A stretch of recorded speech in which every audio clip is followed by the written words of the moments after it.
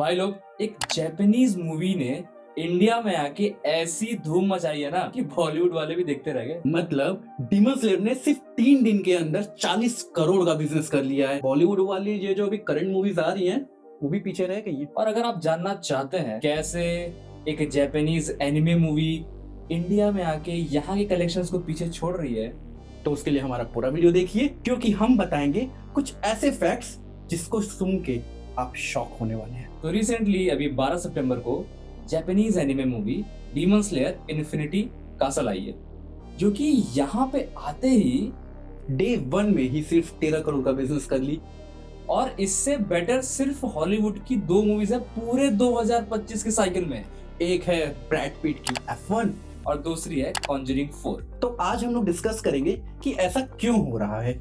क्या मतलब ऑडियंस का माइंडसेट चेंज हो गया है कि वो दूसरे जगह की मूवीज प्रेफर कर रहे हैं, या फिर मूवीज ही बाहर की कुछ ऐसी आ रही हैं कि जो यहाँ की मूवीज को क्वालिटी वाइज बीट कर दे रही है। तो पहले जान लेते हैं ना कि डीमन स्लेयर ने ऐसे कौन कौन से नए रिकॉर्ड तोड़ दिए हैं भाई, जिसपे इतनी बातें हो रही हैं। कि देखो, पहला तो वही हमने बताया कि ओपनिंग डे में 13 करोड़ का कलेक्शन, वो भी एक जापानीज एनिमे मूवी का। और दूसरा, एडवांस बुकिंग में ही सिर्फ सुजुमे जैसी अच्छी मूवी का रिकॉर्ड तोड़ दिया उसने। मतलब उसका लाइफ टाइम कलेक्शन इंडिया में इसने एडवांस बुकिंग में ले लिया। एंड मैं आपको बता दूं कि सुजुमे जो एनिमे मूवी आई है वो इस टाइम पे ऑलरेडी वर्ल्ड वाइड $406 मिलियन कमा रखी है। और तीसरा, अगर मैं आपको पॉइंट बताऊं तो एक बाहर की जापानीज वो भी एनिमे मूवी 3 दिन के अंदर 40 करोड़ का बिजनेस कर गई। अगर मैं यहाँ की कुछ मूवी का नाम लूं, जैसे कि परम सुंदरी, या फिर अभी रिसेंट वाली एक फ्रेंचाइजी का चौथा इंस्टॉलमेंट, जिसका नाम लेने पे वो स्ट्राइक मार देते हैं। हाँ, आएगा, उस पे भी आ रहा है। तो वो मूवीज का कलेक्शन इससे काफी बिलो है। काफी है ही नहीं। तो मतलब क्या हम डायरेक्टली यही कहना चाह रहे हैं कि इंडियन सिनेमा के क्वालिटी खराब है इसलिए लोग प्रेफर कर रहे हैं, या फिर क्या है? तो मैं आपको बताता हूँ। सबसे पहला है कंटेंट की क्वालिटी, जिसमें सबसे मेजर पॉइंट है आपका स्टोरी टेलिंग। एक अच्छे एनिमे की खासियत ही उसकी स्टोरी है। जैसे कि डीमन स्लेयर का अगर मैं एग्जांपल ले लूं तो इसमें तांजीरो के और नेजुको के जो बॉन्डिंग को कितने प्यारे और खूबसूरती तरीके से दिखाया।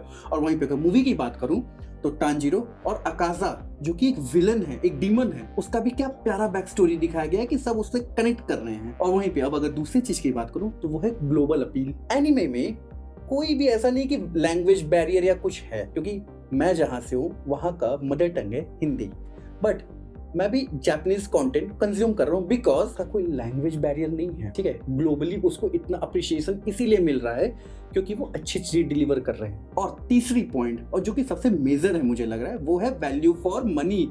आपको एक अच्छा एनिमे देखना, आप एक सब्सक्रिप्शन लेके बैठ जाओ, आपको बहुत सारे कंटेंट देखने को मिल जाएंगे जिसमें अच्छी स्टोरी टेलिंग, अच्छे विजुअल, अच्छे एक्शन, अच्छे म्यूजिक, पावरफुल इमोशन, सब कुछ मिलेगा आपको। मतलब पावर पैक्ड चीज पूरी मिलेगी। एंड हमने, जैसे अब मैंने बताया था पिछली वाली वीडियो में, कि हम मेरे ही मूवी देखने गए थे थिएटर में, क्योंकि हम डीमन स्लेयर नहीं देख पाए थे, वो हाउसफुल थी। तो जब हम लोग अपनी मूवी का वेट कर रहे थे ना हॉल में बैठ के, तो मैंने लिटरल बच्चों को, यंग कपल्स हो, ओल्ड कपल्स हो, फैमिलीज हो, बच्चे तो भागते भागते थिएटर की तरफ जा रहे थे कि मूवी मिस ना हो जाए डीमन स्लेयर। तो आप समझ सकते हैं कि इंडिया में किस लेवल का क्रेज है इसका। तो इसने अपने जो पहले सीजन्स आए हो नेटफ्लिक्स पे, क्रंची रोल पे, तो वहां से बेस बना रखा है अपना fan base. And this is the main reason कि इंडिया में इसको इतना अप्रिशिएशन मिल रहा है, क्योंकि आपके पास जो कंटेंट है, जो मटेरियल है, वो बहुत अच्छा है। और दूसरा चीज, आप क्वालिटी पे फोकस करते हो अपने फैन बेस को ध्यान रखते हुए, और उनकी सुनते हो भाई। अगर वो कुछ चाह रहे हैं तो आप वो परोसने का ट्राई करते। जैसा कि लास्ट सीजन जो आया था डीमन स्लेयर का, उसमें सारे फैंस का एक कंसर्न था कि एनिमेशन स्टाइल, क्योंकि स्टूडियो चेंज हुआ था एनिमेशन का, तो थोड़ी सी सबको अच्छी नहीं लगी। कुछ ऑडियंस थी जिनको पसंद आई, बट वहीं पे कुछ ऑडियंस थी जिनको उतनी नहीं पसंद आई, और उस चीज का खास ध्यान रखा उन्होंने इस मूवी के अंदर। लेकिन क्या ये इंडियन सिनेमा के लिए कोई नेगेटिव बात है? नहीं, ये नेगेटिव कैसे हो सकता है, आप ये बताइए। अगर कोई अच्छा कर रहा है तो हमारे लिए तो वो एक एग्जाम्पल सेट कर दिया ना, तो मेरे लिए ये हो गया ना कि मैं उससे भी अच्छा कर सकता हूँ। एंड हमारे पास क्या है ना, अब इंडियन सिनेमा के पास है अपॉर्चुनिटी कि अगर ऐसा कंटेंट वर्क कर रहा है तो हम भी क्यों ना ऐसा बनाने जाए। हम क्यों गोर के नाम पे विलेंस को पनीर की तरह कटता हुआ देख रहे हैं। एंड बस ब्लड्स दिखा दिए, दैट मींस कुछ तगड़ा हो गया? नहीं, आप अच्छी राइटिंग पे फोकस करिए। उसका बेस्ट एग्जांपल है इस समय आया हुआ मिरई। तो ऐसा नहीं है कि सारी बॉलीवुड मूवीज खराब या परफॉर्म फिर कर रही हैं। सारी ही इंडियन सिनेमा की मूवीज खराब परफॉर्म कर रही है, नहीं।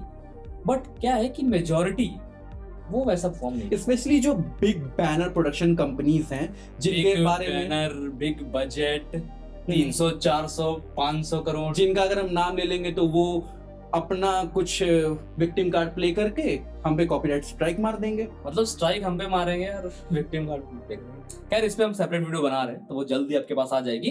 बट अभी let's stick to this topic कि एनिमे आखिर यहाँ पे इतना चल क्यों रहा है। इसका एक बेस्ट एग्जांपल मैं आपको देना चाहूंगा कि फुटबॉल इंडिया में भी होता है, फुटबॉल बाहर भी होता है, लेकिन लोग इंडियन लीग से ज्यादा बाहर की जैसे यूरोप की लीग्स देखना पसंद करेंगे और जो भी और लीग्स होते हैं, क्योंकि जो कम्पिटेटिवनेस मिलती है यहाँ की लीग में उससे कई गुना ज्यादा मिलती है इंग्लिश प्रीमियर लीग में। बट ऐसा नहीं है कि अब इंडियन में कुछ भी अच्छा नहीं होता, नहीं, वहीं पे कुछ लीग्स इंडिया में और भी होती है जो पूरे वर्ल्ड में वैसा नहीं है। मैं बात कर रहा हूँ क्रिकेट की। जैसे इंडिया में आईपीएल होता है, वैसे बाहर ऑस्ट्रेलिया में बीबीएल होता है, फिर इंग्लैंड में 100 होता है, फिर ऐसे T20 होती है।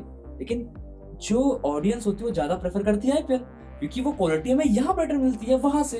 तो ऐसा नहीं है कि इंडिया क्वालिटी नहीं देता है, but we prefer quality over nationality. Yes. ऐसा नहीं है कि हमें इंडियन कंटेंट से प्यार नहीं है। बट बात क्या है ना कि आप अपनी ऑडियंस को बहुत फॉर ग्रांटेड लेने लग गए हो। आपको क्या लगता है ना कि ऑडियंस का भी माइंडसेट इतना इवॉल्व भी नहीं हुआ है कि वो अच्छे कंटेंट को ले सके। बट आप भूल रहे हो, ये वही ऑडियंस है जो के ड्रामा को इस समय इंडिया में एकदम तगड़े लेवल का उसको अप्रिसिएशन दे रहा है। जैसे कि Alice in Borderland, all of us are dead, Squid Game के 3 सीजन आ चुके हैं, पैरासाइट ऐसे बहुत सारे हैं आते जा रहे हैं। और दूसरी बात क्या है ना कि जैसे एनिमे का जो फैन बेस है, अगर मैं सिर्फ डीमन स्लेयर की बात ही करूं तो उनका जो फैन बेस है उनका वर्ड ऑफ माउथ काफी अच्छा है, वो उनका मार्केटिंग का एक जरिया बनता है। लेकिन हमारे यहाँ क्या है, हमारे यहाँ स्टार कल्चर चलता है। यस। हम मार्केट कैसे करते हैं, ये तो बड़े स्टार की मूवी है भाई, बस भाई फिर तो तगड़ी होनी है, भाईजान मूवी में है। लेकिन यार आलोक क्या कह सकते हैं, यही है जो है। सो ओवरऑल ले दे कि यही है कि डीमन स्लेयर इस समय तबाही मचा रहा है और अभी तो सिर्फ 3 से 4 दिन का कलेक्शन आया है एंड इसके जो वर्ल्ड वाइड कलेक्शन है वो भी अराउंड 400 मिलियन पहुंच चुके हैं। लेट्स सी क्या ये अपना ही रिकॉर्ड तोड़ने वाले मुगान ट्रेन का, कि जो 506 पे है, क्या ये उसे बीट कर पाएंगे, कितनी जल्दी कर पाएंगे। अगर वो करते हैं तो फिर हम जरूर उससे बात करेंगे दोबारा। So this is all for today, hope you like this video, do comment and share also, और साथ में सब्सक्राइब करें ज्ञान टू वो।